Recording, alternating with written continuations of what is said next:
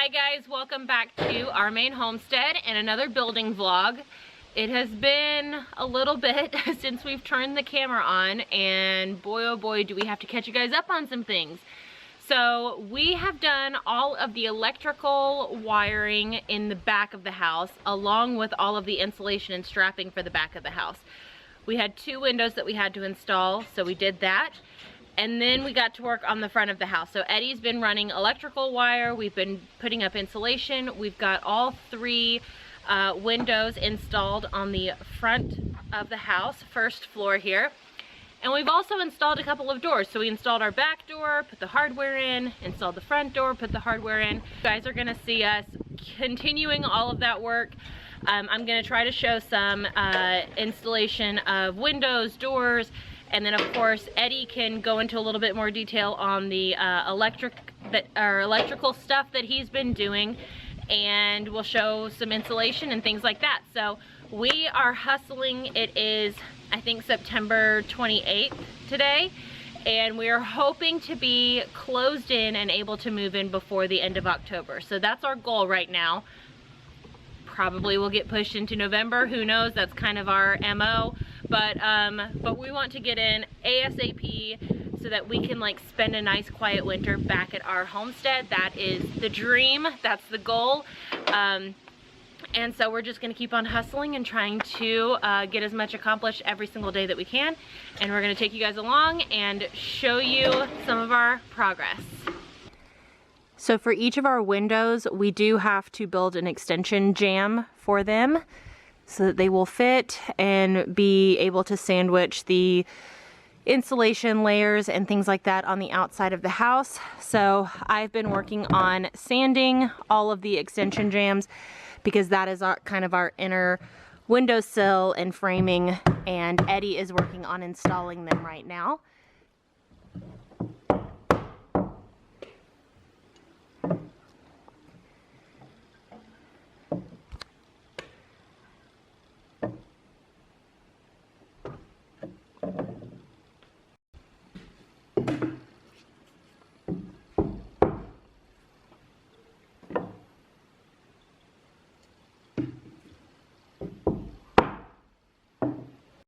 So I'll show you a window that has already been installed. So this is what Eddie is currently installing upstairs in Emery's room.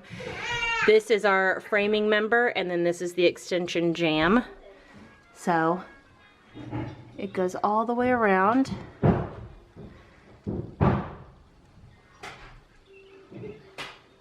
And I love it.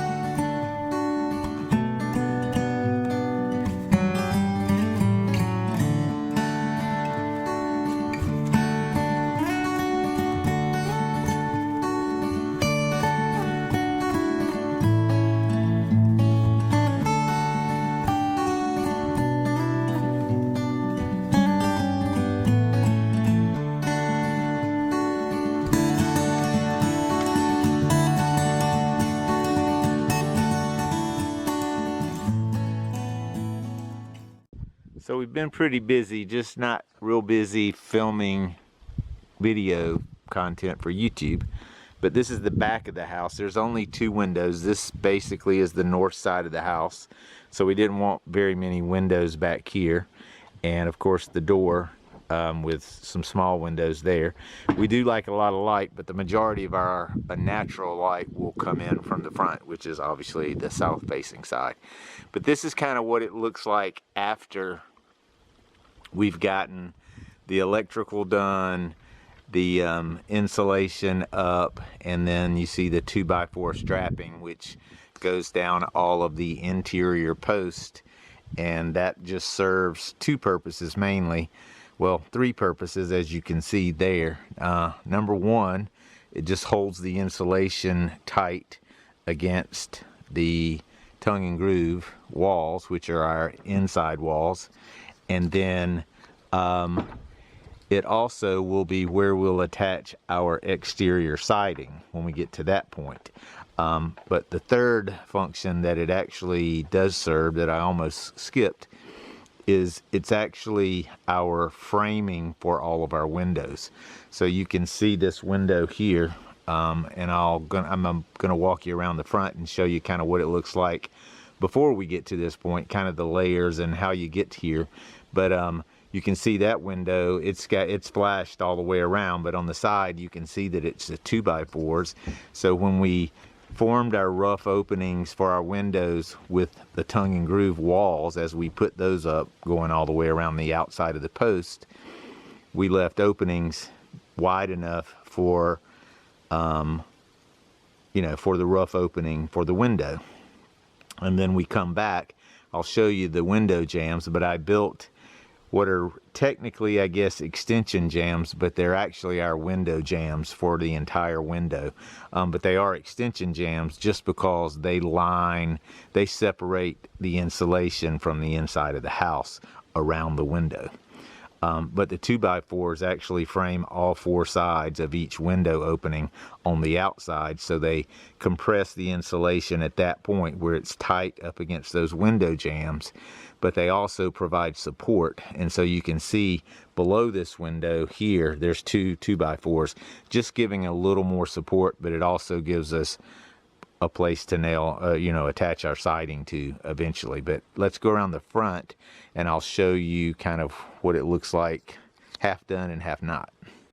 So this is a good place to see all the different layers, but this is a structural post. So this is one of the 8x8s that form all of the load bearing structure for our house. Various places you can see them inside there if it's not too bright. And then outside of that, we attached the tongue and groove, then the layers of insulation, and then the 2x4 strapping. And these are structural screws that go through the 2x4, through the insulation, through the tongue and groove, and into the post. And that's what holds everything together, holds the insulation up against the house. But this is the load bearing part of the house, and this is all exterior, and again, siding will be attached to this. So you can see right here that we've done the first floor and we've got the windows in, but the second floor, that's kind of what it looks like behind the insulation, at least at this level. You can see the yellow wiring, the Romex, that's our electrical work, and I'll kind of show you upstairs how that goes. But all of these go to either a light switch or an outlet or a light, obviously, and they're run all inside the house where all the receptacles and switches and fixtures are. But to route the wire from one location to another, just go through the tongue and groove, and then when the insulation is strapped to the structural post and held together like you see here on the end, that compresses all of this wiring up against the house. So then all of the wiring, while it looks like it's exposed to the exterior, and right now it is the exterior, it will actually be inside the building envelope, or the insulation envelope, because it will be compressed by the insulation, and it's actually inside the house, but right now it's outside the house. Kind of a little bit confusing sometimes. But there you can see window jambs. We've insulated around. We just put that window jamb in, the window on the left, and we're about to install that window, so we'll show you that as well. But you can see we've gone up to meet the insulation for the roof that's on the roof, and then the right side of this window has not been done, so you can see the outside of the window jamb, but you can see kind of how all of that fits together when we get to it and we're ready. But right before we're ready to put this the right window in, we'll put the insulation there, and then we can strap the insulation to the there's a structural post behind on the other side that window is framed by. Then we'll be able to install that window. But right now we're going to go install that window. But I'll take you upstairs and I'll show you how some of the electrical works. So before we make it upstairs, I'll just show you, this is going to be a triple gang box. So here's the box. It will have 3 switches in it. One is for our dining room light. The other one is for the outdoor light, the door that's right by the door, on the outside of the house. And then the area out to the left outside this door is actually, right now we're calling it a summer kitchen, so that's the plan for it. And there will be a ceiling fan light combo out there. So that's what some of these gray wires are. This goes to the ceiling fan, and then this goes to the light outside. So the difference, just real quick, this is Romex, designed for indoor work.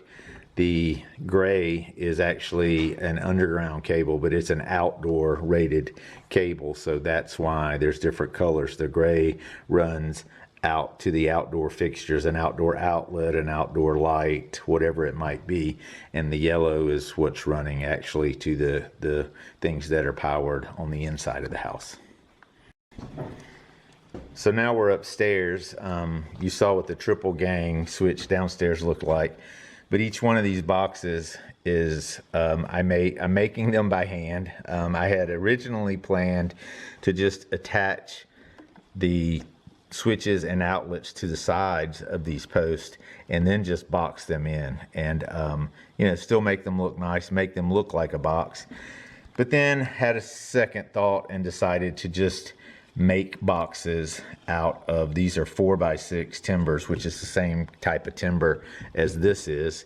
And so I just drill, and I'll show you that process too if you're interested. But I drill out the majority of it, and then I chisel it by hand. But so when I showed you the front of the house, and these are the 2 windows that I showed you. This is the window that we just framed in. And so the wiring that you saw on the outside of the house, I'll stick my head out there, but that's kind of it. And it all runs to wherever the location is. And so you see I've run all this wiring, and I've labeled each wire as to where it goes to or where it's from, depending on if it's coming into this box or going out of this box. And I've done that for each box. So this is what we're going to call our reading nook. So that's why it says nook on some of these labels. This is just an outlet that's below it. This is our bedroom, and these are just outlets that are on the front side of our bedroom. So each one of these boxes takes a while to make, but more importantly, when you run this wiring, and I know it's pretty obvious, but I'll go ahead and state it. When you run this wiring, once it's run and once the insulation is strapped to the house, you no longer have access to the wiring. So you have to have a very good plan, and you have to be sure that it's done right, and you have you have wires everywhere. Number one, everywhere you want them to be now, but you also kind of have to plan as best you can for future lights. Maybe things we're not going to use right now, but we're going ahead and running a wire to it just in case we want to add that at a later point. You can see up above, that's where there's another wire over there, but there are going to be 2 lights, each one centered in front of these windows. And so that's where, just for instance, that's where these wires go, is up outside the tongue and groove, back through the tongue and groove for that light, and then back through the tongue and groove over here. And then they'll go up, and the light will actually be mounted to a 4x6 that spans between these rafters here. We'll show you that as well. But right now we're gonna install a window. Okay, so like everything else, there's multiple steps that take a lot of time. These are the window jambs that I was talking about. So all of the wood on our house, especially on the inside, other than the tongue and groove that you see on the inside, is all rough cut lumber from the Amish sawmill that's not too far from us. So it's all sanded thanks to Francesca, but we just built all of these by hand and then installed these first so that we can bring the insulation over, and it butts and forms a tight seal to the outside of the window jamb. So once the window jamb's in and the insulation's there and strapped, we're using something called flex wrap. There's several different kinds of these. I did research. I settled on this one because I got a good deal on it. That's mainly why we're using this specific one. But they're butyl flashing, so it's rubbery flashing, very sticky. But it's also, this one is stretchy. Most flashing doesn't stretch very much, but this one's very stretchy. I'll show you that when we put it on. But it's kind of cool the way it is. You take a small strip off, and we'll use that to line it up along the edge to get it where we want it, and then we can peel the bigger section off and stretch it out and form the windowsill. So what we do is come up about 5 inches on each end, and then it comes down and goes all the way along the bottom and back up where the window will sit.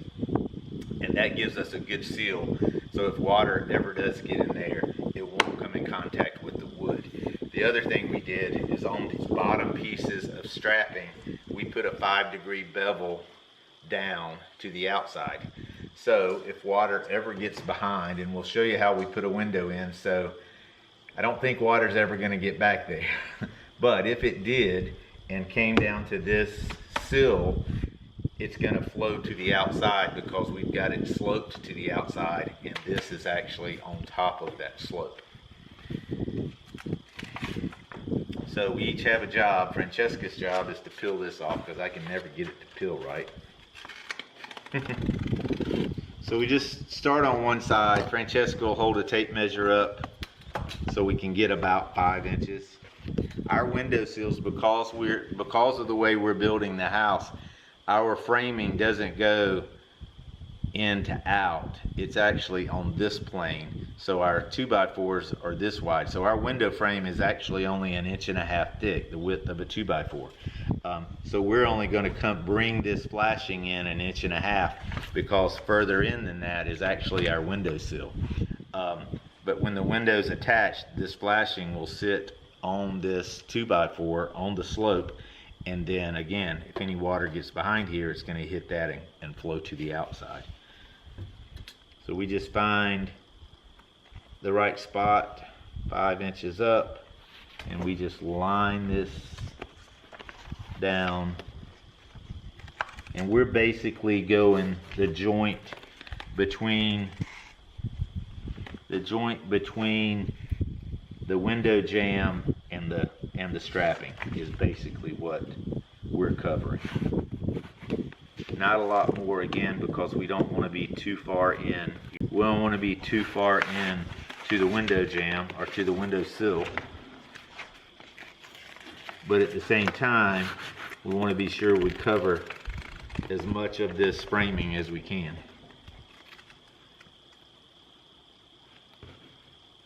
There's a lot of different ways of doing this. I basically learned this from some expert guys that are on YouTube, technically, really. But they know what they're doing, and there's multiple ways, tons of different ways to put windows in. I settled on the one that's going to give us the best chance to avoid any kind of problems going forward. That's all you do, is you just kind of get that lined up where you want it. And then they make rollers for this, but I just take a pair, the end of the pair of scissors that I use to cut it, and just press it. It's all pressure sensitive, so I just take it and be sure it's pressed really well onto this. Not super important in the long run, because this is eventually going to have trim on it, and of course the bottom of the window is going to sit right here as well. But in the short term, you don't want it moving around. In the long term, the outside part is the part that's the most important to be sure that you get it really good adhered. So we've got the inside edge attached and kind of made sure it's firmly attached. And then in the corners, you want to kind of form basically a bathtub type corner. So the beauty of this flex wrap is that most flashings won't stretch like this. So what you would have to do is put a piece over, then bring another piece down. You'd have to cut corners, cut the angles, and then make them overlap. With this, all you do, and not that it's easy, but all you do is take this and pull it down, and you want to be sure that the hard part is getting it to stick. But then you pull this tight at the top, and then you can pull and make this, it's going to be wrinkled, but make that into a solid corner, so there's no seams there. And of course then my window is going to close that over, but you can see how that stretches and kind of it conforms to the shape that you want it to. An expert probably wouldn't have near this many wrinkles, but guess what? I'm not an expert. Not planning on ever doing this again once we get done with this. Anyway, then you just take it, you can stretch it some if you want, but really you're mainly just making sure it's adhered to this surface. And I'll come back with my scissors, the non-cutting end of my scissors, and be sure I get all that firmly adhered with pressure.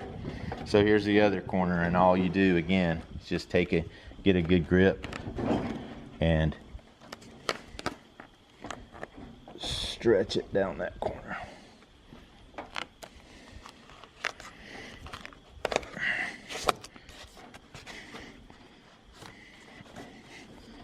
That way there's no seams, no way that water can get in there. This is 100% waterproof.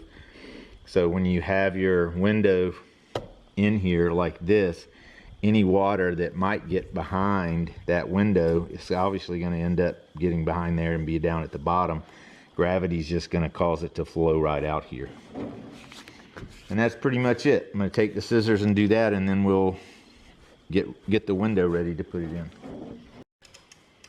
So all I'm doing is putting caulk sealant around the nailing fin. So this is the part of the window that's going to get nailed to the outside frame, and we'll sandwich the insulation, so it'll go outside the 2x4s, that the strapping that are holding the insulation on the wall.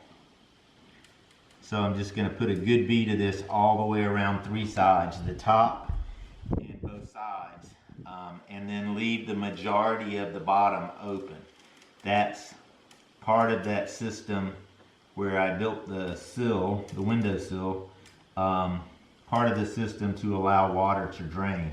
So if water ever gets in here between the 2x4 strapping and this inside of this vinyl window, the water will hit here, it'll run down the sides and it'll run over the top of that sill and then out. But of course it's going to want to run underneath the window, and that's why you put a windowsill in there. But when it runs under, if it does run underneath that window, you don't want it to be completely sealed with caulk, or the water will have no way to get out. It'll just be trapped there and eventually get behind your sill and cause problems. So you probably leave about 50% of the bottom of the window open so that the water can escape. That's basically it. This is the boring part. I'm using something called OSI Quad. It's when you're doing windows, you want to use something that's very stretchy. And in our case, we built a wooden house with basically green timbers. So it's gonna move. You're gonna have some shrinkage. We're built with hemlock. You're gonna have some cracking and splitting. That's just the nature of any wood, but hemlock definitely. So the window is going to move, and you want a caulk that will move with the window and not allow there to be gaps when, if some timbers do shift a little bit over time. That's basically it. I'm going to finish the rest of this boring job, and then we're going to put the window in.